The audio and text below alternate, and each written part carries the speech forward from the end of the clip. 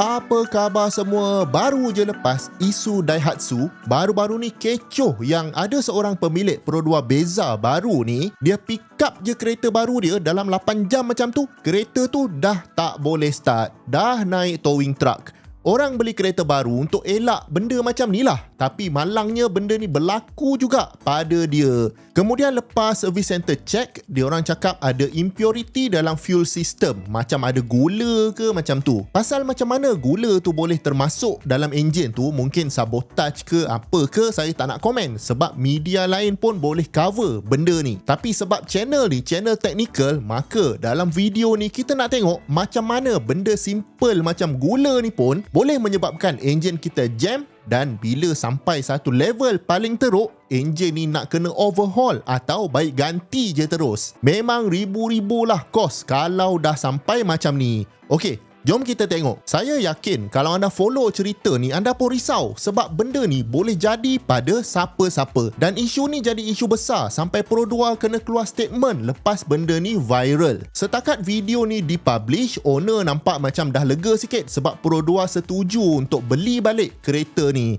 Saya sendiri memang pakai kereta Pro 2 Beza ni sebenarnya, dan kereta ni memang bagus. Dengar kata kereta ni sekarang menggantikan Myvi sebagai king dekat atas jalan. Berdesup-desup atas highway. Dan yang paling best, bonet dia lah besar gajah. Cuma nasib seorang kawan kita ni agak malang sikit lah. Sebab kereta tu first day lagi dah rosak. Jadi kalau betul pun puncanya gula, orang pun terfikir takkanlah benda ni boleh jadi masalah.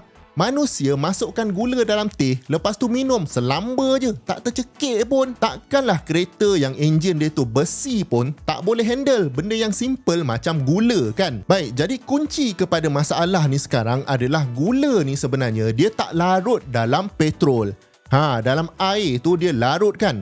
Sebabnya molekul air ni dia molekul yang polar. Maknanya dia ada cas sikit, dan molekul gula pun polar juga. Dia pun ada cas sikit. Jadi cas yang bertentangan positif negatif ni dia boleh combine, dan sebab tu dia boleh larut. Molekul petrol pula dia adalah molekul hidrokarbon. Maknanya ada banyak hidrogen dan banyak karbon, tapi dia tak polar. Bila dia tak polar, maka dia tak ada cas dan dia tak boleh nak tarik molekul gula tu. Itu yang gula tu tak larut dalam petrol.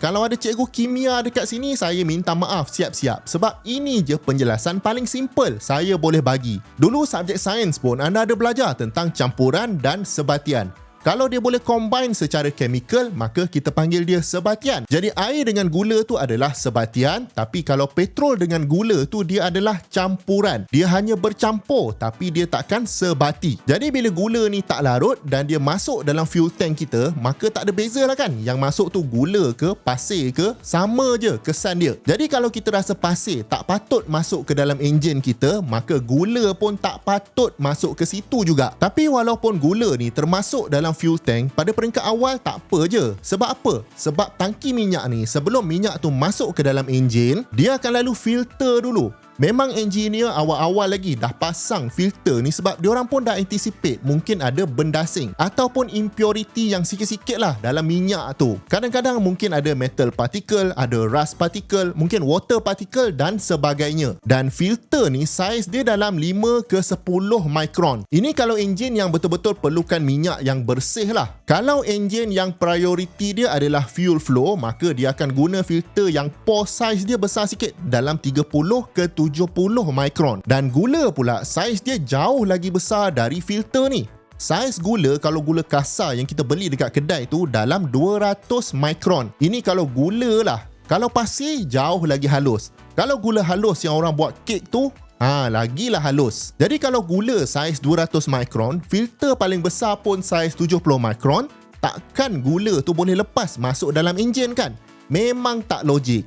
Okey, ini di peringkat awal. Sekarang ni katakan gula tu pula ada banyak. Ini yang start masalah ni. Kalau setakat 2-3 biji gula je tak ada masalah. Tapi kalau banyak, lama-lama filter ni akan clog dan flow minyak akan tersekat. Dan kesan kalau minyak kita tersekat dekat filter, maka enjin tak dapat minyak dan kesan dia enjin tak boleh start. Baik, even sampai macam ni pun sebenarnya masih okey lagi. Kalau mekanik boleh jumpa benda ni in time, buka filter tu, ganti baru, ganti minyak lain, maka enjin tu akan okey fikir balik. Baik, sekarang ni pula, katakan bila gula tu terlalu banyak kacau filter tu, maka ada kemungkinan yang filter tu akan koyak dan ada partikel gula yang terlepas masuk. Ataupun adalah gula yang dalam banyak-banyak tu ada yang terhalus dari biasa dan lepas masuk ke dalam fuel system.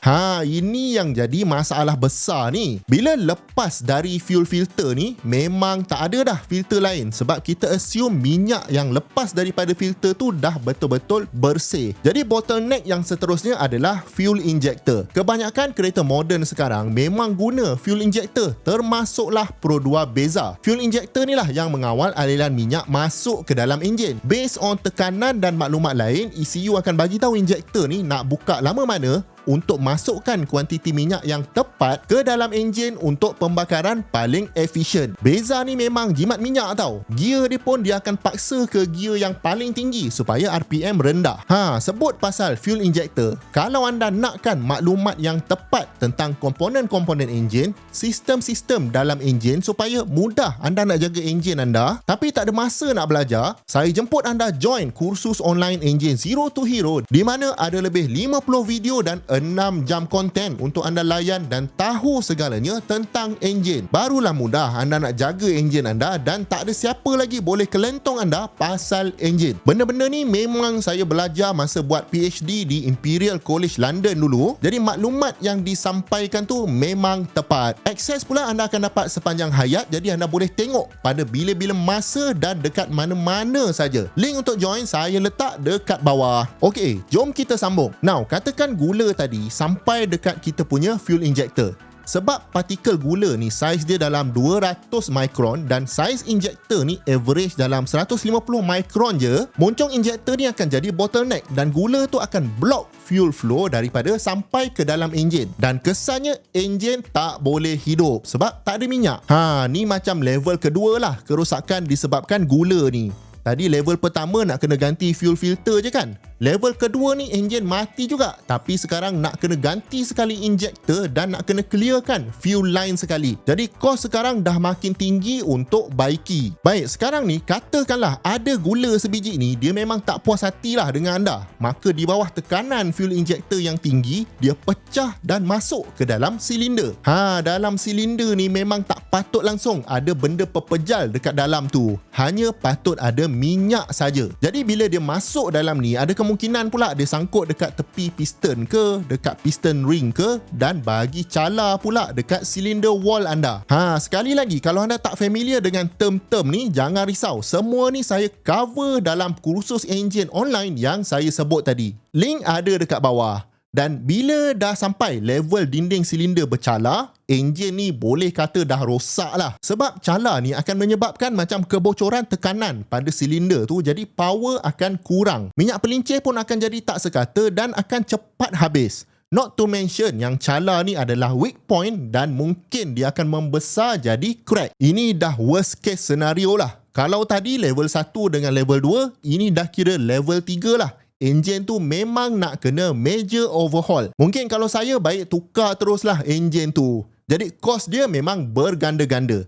Untuk kes Beza tadi, dah lah sebelum buat loan nak kena bayar deposit kan. Mana nak cekau lagi duit nak ganti enjin pula ni. Jadi kalau anda dah tengok sampai sini, memang anda dah clear yang tak boleh ada benda lain selain minyak duduk dalam tangki minyak, dan even benda yang harmless macam gula tu pun boleh rosakkan enjin kalau dia termasuk dekat situ. Jadi semoga urusan kawan kita ni dimudahkan dan tak ada orang lain kena juga macam ni. Kalau anda dapat belajar something, saya jemput anda subscribe sebab banyak lagi benda yang best saya nak cerita dekat anda ni. Jumpa lagi di video yang akan datang. Assalamualaikum.